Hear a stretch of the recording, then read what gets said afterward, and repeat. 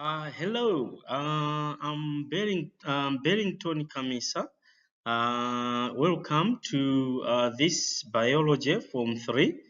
I'll take you through the human circulatory system. So you can see that this diagram is even providing evidence that we are going to look at the human circulatory system, which talks about the transportation of substances from one point to another. So without the human circulatory system, substances, the cells would be lacking some of the essential food substances. So most welcome. Yeah. Now, what are the success criteria under the human circulatory system? After learning this lesson, you should be able to describe the human circulatory system. You are supposed to explain the need for the human circulatory system. You have to explain the functions of the human circulatory system. You have to observe the external structure of the human heart. These are the objectives that you must achieve at the end of this lesson. Here, we begin by looking at the need for a circulatory system in mammals. Why are the mammals? Why are the mammals needing the human circulatory system, or why are mammals supposed to have the human the circulatory system as it is? So we are saying organisms requires gases and nutrients from metabolic activities in their cells. So we are saying the organisms, they require the gases, especially oxygen, which is required for metabolism, for the chemical process of respiration in cells. So that's why they require oxygen from lungs so that it is delivered to the cells. So at the same time, metabolic activities produce waste substances. You know, after chemical reactions in cells, waste substances are produced. For example, respiration takes place in living cells. Now, once it has taken place, we have the carbon dioxide, which is produced as a waste product.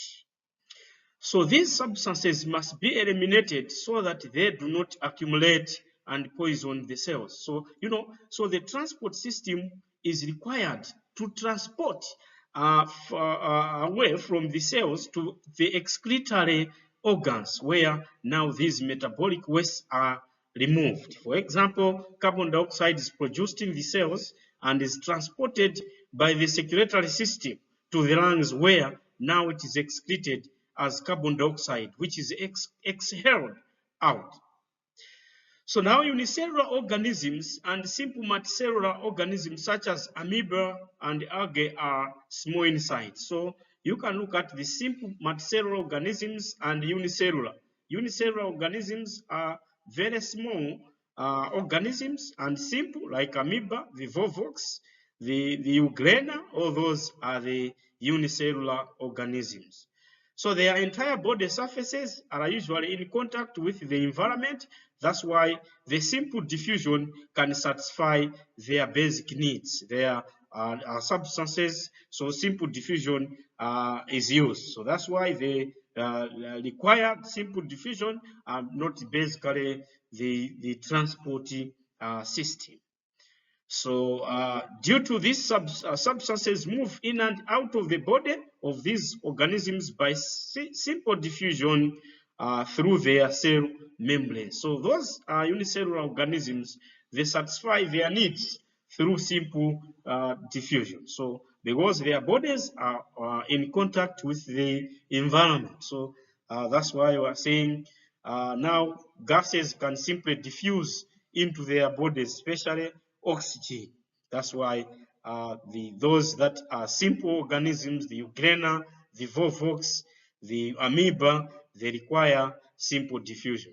But those animals that are very large, the mammals that are huge, they are large, they require the transport system. For example, human beings, one of the mammals. So a human being would require the transport system because the cells are located in different regions at a very long distance. Right, so we are saying the organisms therefore obtain gases such as oxygen and nutrients from the environment by simple diffusion, especially those that are simple or unicellular organisms.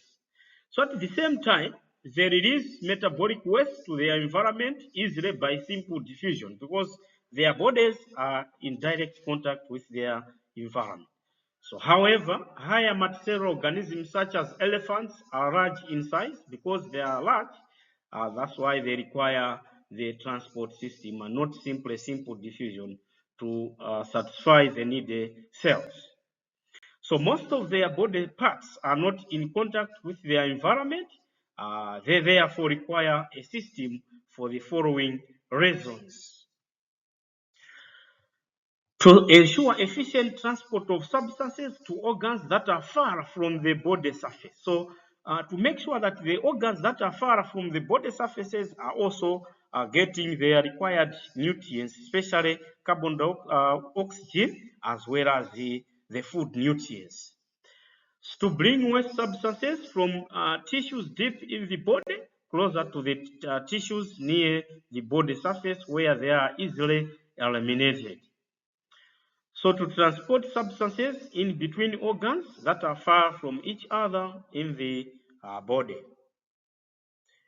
Now, organisms therefore need a system through which they can move useful substances like nutrients, water, and osmosis to reach all cells of the body, and also through which all waste substances in the body can be moved from where they are to sites that can eliminate them outside the body.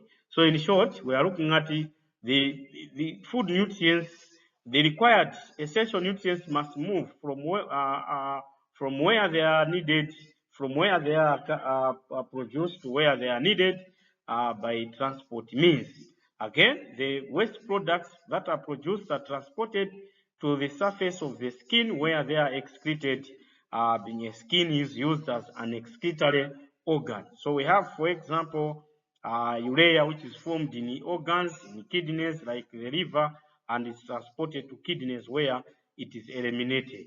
So you can see the blood circulatory system is responsible for carrying the waste product where they are produced in cells to the lungs. For example, carbon dioxide is excreted in the lungs as excretory products. Not only that, but also after the digestion of food, for example. When the food has been digested, it is absorbed into the small intestines where now the blood carries, the circulatory system carries the absorbed food to different destinies, to the needed cells where it is used for metabolic activities. Now let us look at the functions of the human circulatory system. The human circulatory system performs a number of functions. For example, number one, transport of oxygen. So the human circulatory system performs a number of functions, and one of it is transportation of oxygen. So oxygen is breathed in from air and absorbed in the lungs. So all cells in our bodies require oxygen for respiration to generate energy, which is required for cellular activities, active transport, cell division. These are some of the cellular activities that we are looking at.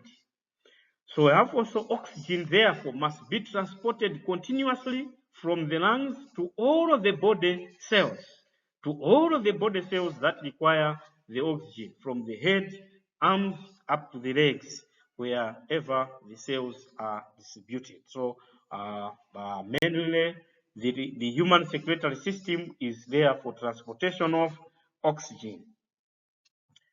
Then the second function of the human circulatory system is to transport carbon dioxide. We said that once the oxygen has been used, has been transported from lungs to the cells carry out respiration to generate energy plus carbon dioxide as the waste product of respiration. Now we are saying during respiration, carbon dioxide is produced. So this one is a metabolic waste product. So a metabolic waste product is a product which is produced as a result of chemical reactions. So therefore we are saying carbon dioxide cannot be stored in cells because it can poison or cause damage to the cells. Yeah. So therefore it must be transported from all the cells of the body and be eliminated through the lungs in exhaled air, the air that we breathe out, that is to say. So when we breathe out carbon dioxide that we eliminate from our body. If carbon dioxide is left to accumulate into our bodies, it can cause a lot of damage, it can cause poisoning of the body.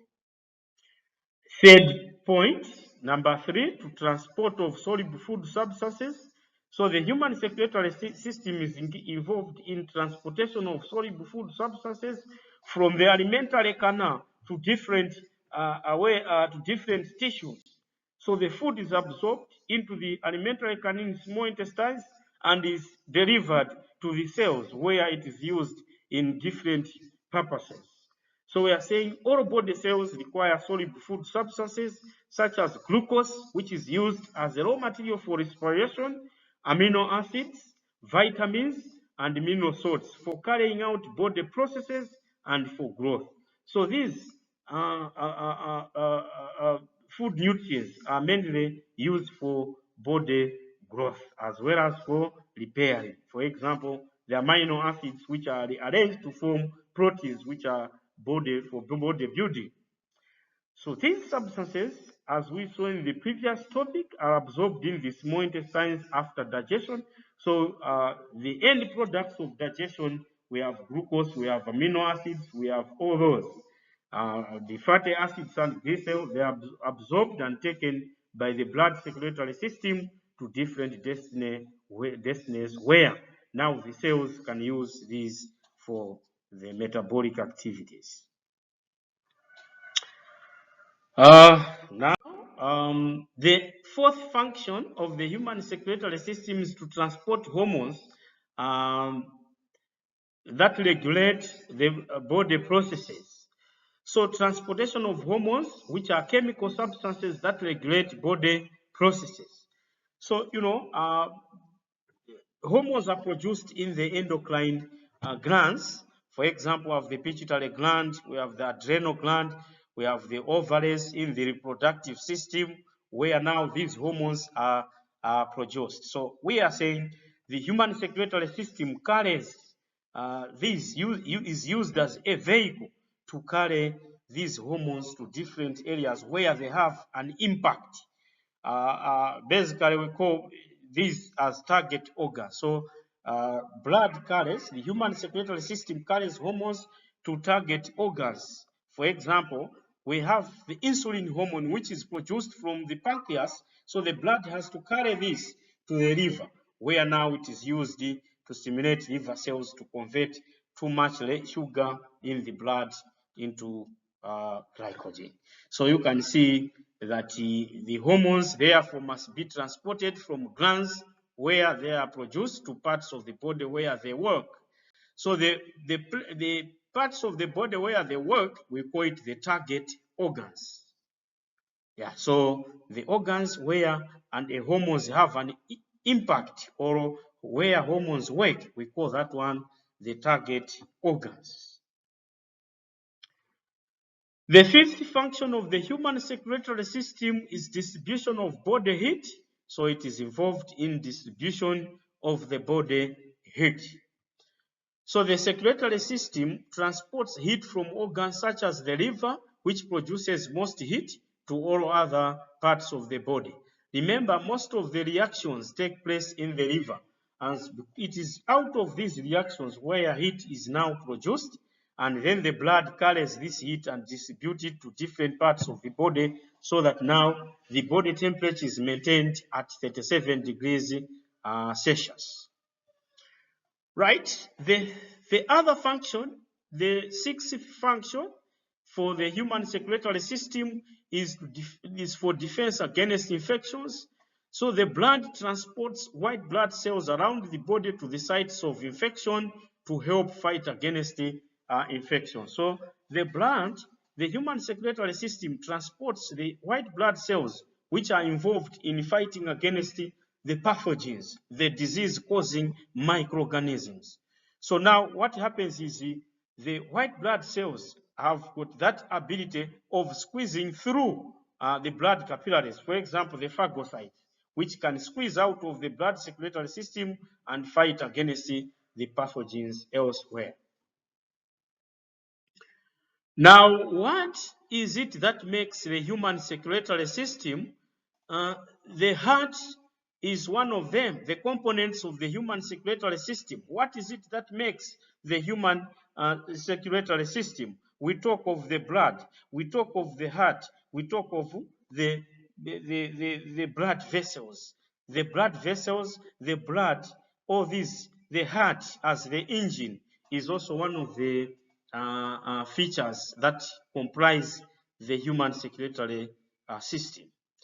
So these are the observable features, the features that we can see.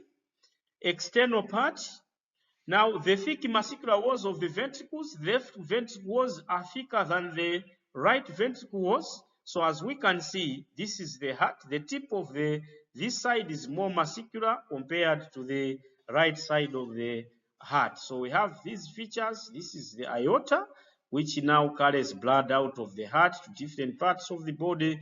Then we have anterior vena cava. This is anterior vena cava. Then this is the right atrium, this part here, the right atrium. This one equally left atria. Sometimes we call them the auricles. So we have they are auricles or atrium. So we have two alternative names. So we have the pulmonary artery, this one which carries blood from the heart to the lungs, the pulmonary artery. Then we have the pulmonary veins. This one is where now blood comes into the heart. Then we have the left ventricle. Then this one is the right ventricle. So that's what we have on this. So the thin walls of the auricles are as compared with the ventricles. So we have thin walls as compared thin walls of auricles. So the auricles have thin walls compared to the ventricles. So we have the tricuspid valve between the right ventricle and the right auricle. The bicuspid valve between the left ventricle and the left auricle. We have also the heart strings which are attached to the valves and the walls of the ventricles.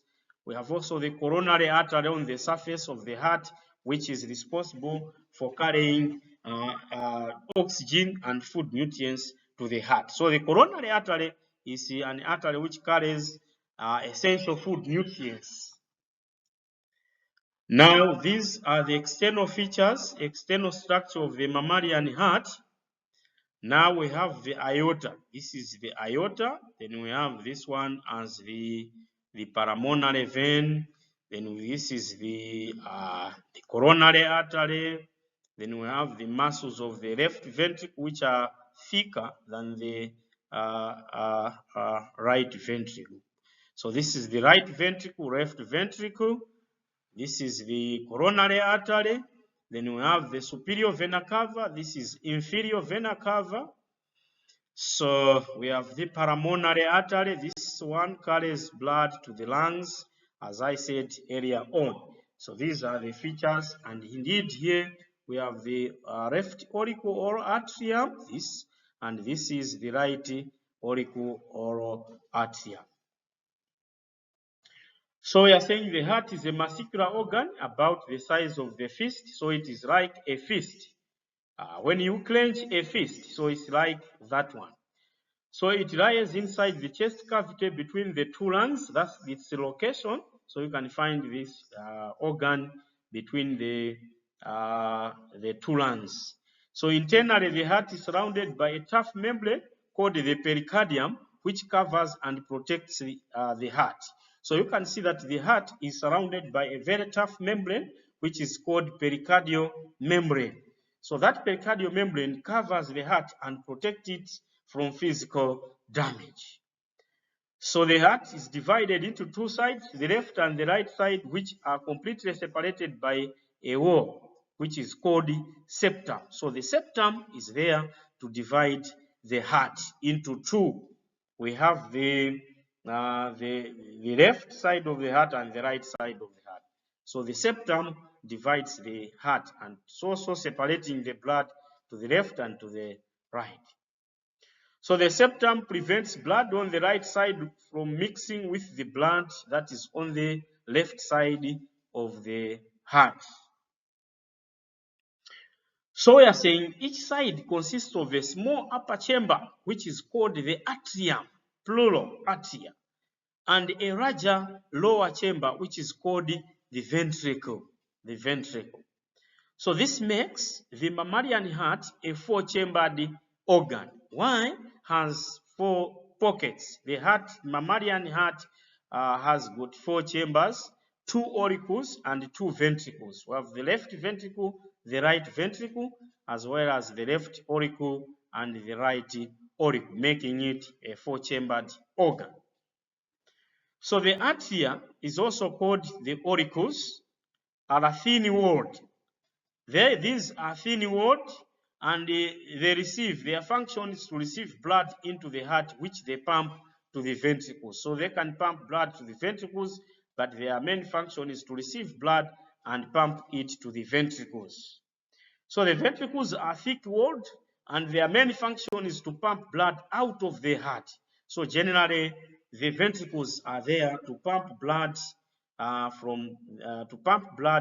of the heart to different parts of the body. So the heart is made up of special muscle called cardiac muscle. You know, when we look at the types of muscles, we have cardiac muscles. The cardiac muscles are muscles that may comprise the heart muscles that make up the walls of the heart. But we have also the skeletal muscles. Skeletal muscles are those muscles that are attached to the bones or to the skeleton. We have also the smooth muscles. These are the muscles that make the blood vessels, like the arteries, the veins. We have the smooth muscles also. These are muscles that make, for example, the alimentary canal, the small intestines are the example. So this muscle is special in two ways. The cardiac muscles are special or they are unique in two ways. One, it can contract continuously without fatigue, without getting tired, without stopping working. Right? So the heart can beat for a lifetime without taking a rest. So, you know, the heart will always be beating as long as one is alive. When it stops beating, then it would mean someone is dead. So cardiac muscle is also myogenic. What does this mean? It means that its contractions are started by the heart muscle itself and not by the nerves, as in the case with the other muscle tissue in the body. You know, there are some muscles in the body which contract when there is a nerve impulse which is delivered to these muscles, especially the skeletal muscles. They are controlled by the nerves, but the heart muscles start beating or contracting on their own. Hence, we call them, they are myogenic. They are said to be myogenic. So the four flap-like valves which control the direction of blood flowing inside the heart, we have the valves, the tricuspid valves, we have the semilunar valves which prevent the backflow of blood into ventricles. So two of these valves are called the atrioventricular valves. So we have atrioventricular valves, the valves that are found between the atrium and the ventricles. We have the bicuspid and tricuspid. These are the two examples of atrioventricular valves. Atrioventricular valves, it means these are the valves that are found between atrium and ventricles. So they allow blood to flow only from the atria to the ventricles. That's controlling the direction of blood flow. So the one found in the right side of the heart is called the tricuspid valve because it has 3 flaps. So in the left side of the heart is the bicuspid valve. This one is also known as the mitral valve. So the other 2 valves found in the heart are the semilunar valves. So when you open, they allow blood to move from the ventricles into the arteries and away from the heart. So basically, the semilunar valves, they help to prevent blood from flowing backwards into the ventricles. But instead, blood has to flow out of the heart through from the aorta to different parts of the body. Review questions. Having gone through this, you must go through the questions and provide feedback. We have this review exercise. Number 1, you have to mention any 4 chambers of the heart. It's 4 marks. Excuse. You have to explain the importance of the heart. 1 mark. Number 3, you have to explain what is meant by saying the heart is myogenic. 2 marks. Number 4, you have to state the reason why the left side of the heart is more muscular than the right side. Number 5, you have to discuss in essay form 5 functions of the human circulatory system in essay form. 10 marks. Thank you very much. For questions, you WhatsApp this number 0888713848. Help you at Xulendo.organization. You visit Xulendo online, Xulendo.organization. For resources, for resources, we have references which have been taken into Cerebral 2017 Excel and Succeed Biology, Book 3. We have also Chimocha Similon 2017 Achievers in Biology, Book 3. For illustrations, design and graphics, these are done by Charlotta Bruning and Dave Moon. These are their own work, Xulendo. Then photographs, we have, you can consult, you can check on these links.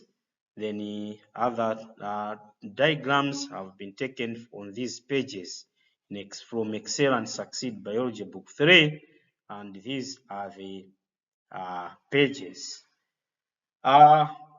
Finally, we have looked at the human circulatory system, why organisms need the human circulatory system, improve functions of the human circulatory system. We have looked at how the heart looks like, the external features, why the left side of the heart is more muscular than the right. As we said, that the blood pumps blood to a longer distance. That's the reasoning. And we have looked at those 4 pockets of the heart, the 4-chambered organ. Thank you very much. Next time, I would like to see you for the next lesson. So should you find some problems or challenges when finding solutions, you consult with us or with you consult the answers that we provide, provisional answers. Thank you.